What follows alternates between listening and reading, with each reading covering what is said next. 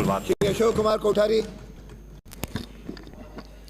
माननीय अध्यक्ष महोदय, प्रक्रिया के नियम 131 के अंतर्गत विधानसभा क्षेत्र भीलवाड़ा के गांधी सागर तालाब में गंदे व प्रदूषित पानी से हो रही समस्या के संबंध में मंत्री जी का ध्यान आकर्षित करेंगे।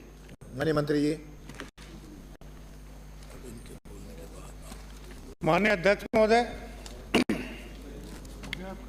मैं आपके मार्फत माननीय विधायक महोदय को और सदन को अवगत कराना चाहूँगा कि भीलवाड़ा में गांधी सागर तालाब में एक बड़ा बरसाती नाला एवं 6 छोटे नाले आकर गिरते हैं।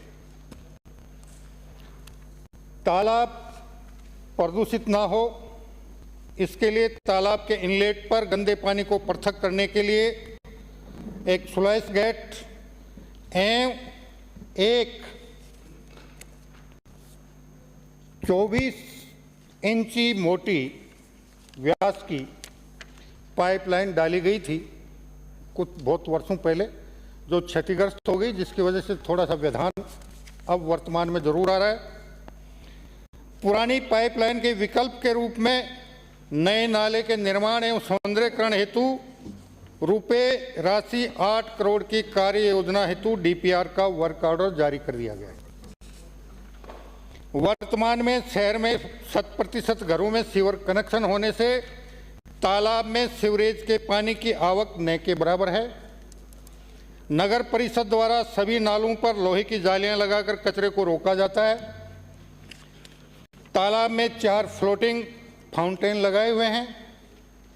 नियमित अंतराल में नाव एवं aquatic weed harvester machine, D wedding machine द्वारा तालाब की सफाई करवाई जाती है और आपके अंतर्मन में इस तालाब के सौंदर्यीकरण को और बाकी कामों को लेकर जो भाव विचार हैं उनको मूर्त रूप देने के लिए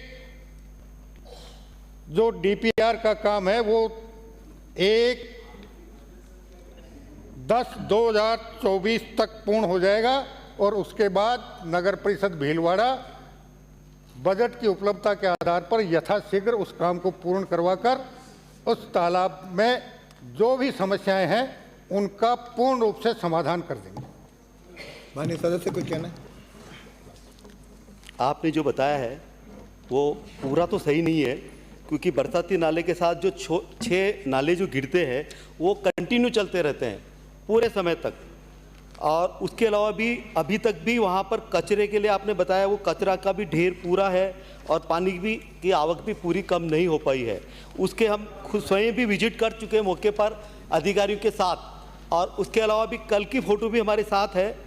और आपने जो कहा है आगे के लिए डीपीआर के लिए, उसके लिए तो आपका धन्यवाद है, पर हम आपका ये ध्यान आकर्षित करेंगे कि गांधी सागर भीलवाड़ा का एक उदयपुर के फतेह सागर की तर्ज पर भी बना हुआ है और पिछले 15 साल से उस समस्या से हम पूरे जूझ रहे हैं कि वहाँ पर की जो स्थिति है, वहाँ गंदे पानी की जो स्थिति है, कचरे की जो स्थिति है, वो आज तक वो कहते हमेशा है, बजट भी दे देते हैं और इसमें लिख भी देते हैं कि हम सफाई कर लिए है, फाउंटेन चल रहे हैं, वहाँ पर ऐसा कुछ भी नहीं चल रहा सर, और पूरी सफाई भी नहीं है। तो हम आपसे निवेदन करेंगे कि फतेह सागर की तर्ज पर भीलवाड़ा का जो गांधी सागर है, जो 15 साल तक हम पूरी समस्या से जूझ चुके हैं, उसको केवल एक छोटी से 8 करोड़ के बजट से पूरा नहीं हो पाएगा। इसको आपको बड़ा बजट लेना पड़ेगा, क्योंकि बीच में एक आइलैंड भी है और भीलवाड़ा का एक बहुत बड़ा पर्यटक स्थल बन सकता है। इतनी जो पीड़ा अपन ने देखी है उसके प्रति आप बजट को भी बड़ा करें हुक्म। और उसमें क्या सर, आपने एनजीटी के अंदर भी शपथ पत्र दे रखा था, उसकी भी पालना नहीं हुई अभी तक। अभी आप तो 6 माह से आए, पर पिछले समय से भी ये स्थितियाँ ऐसी ही चलती है 15 साल से पूरी की पूरी, तो उस शपथ पत्र की भी पालना नहीं हो पाई है। और बीच में जो आइलैंड है वो भी ऐसा का ऐसा ही पूरा निर्जन बम्बूल, वहाँ पर भी मतलब आप देखिएगा जो ऐसे लोग वहाँ पहुँच जाते हैं जो गलत तरीके से लोग वहाँ पर रहते हैं, मतलब जो भी अवैधानिक तरीके से कार्रवाई होती है, चलता रहता है।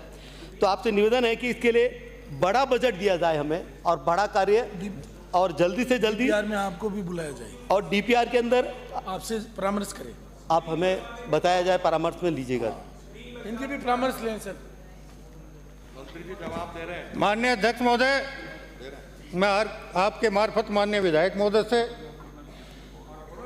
और सदन को भी अवगत कराना चाहूँगा कि ये बड़ा बरसाती नाला है, उसके अलावा जो 6 छोटे नाले हैं उसमें शहर के गंदे पानी की निकासी होती है और उसी के समाधान के लिए डीपीआर बनवाई जा रही है।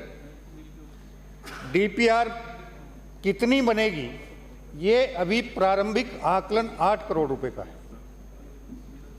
अगर डीपीआर में बजट ज़्यादा होगा तो फिर उसके मुताबिक बजट की उपलब्धता के आधार पर हम निश्चित रूप से कार्रवाई करेंगे और मैं नगर परिषद के आयुक्त को ये निर्देशित कर दूंगा कि डीपीआर बनाने में और बाकी कामों के लिए वो आपसे विचार विमर्श करेंगे और आप जो भी सुझाव देंगे वो सकारात्मक सुझाव 100% रूप से डीपीआर में और बाकी कामों में शामिल किए जाएंगे।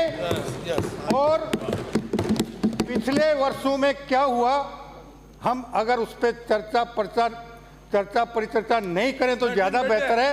हम विगत को भूलें और वर्तमान को देखें और आने वाले समय में आपकी समस्या के स्थायी समाधान को हम निश्चित रूप से पूरा आपको इसमें केवल सौंदर्यीकरण को भी आप शामिल कर लेना। वो आपके परामर्श से हो जाएगा। चलिए कोई पॉइंट ऑफ इन्फॉर्मेशन दे रहे हैं।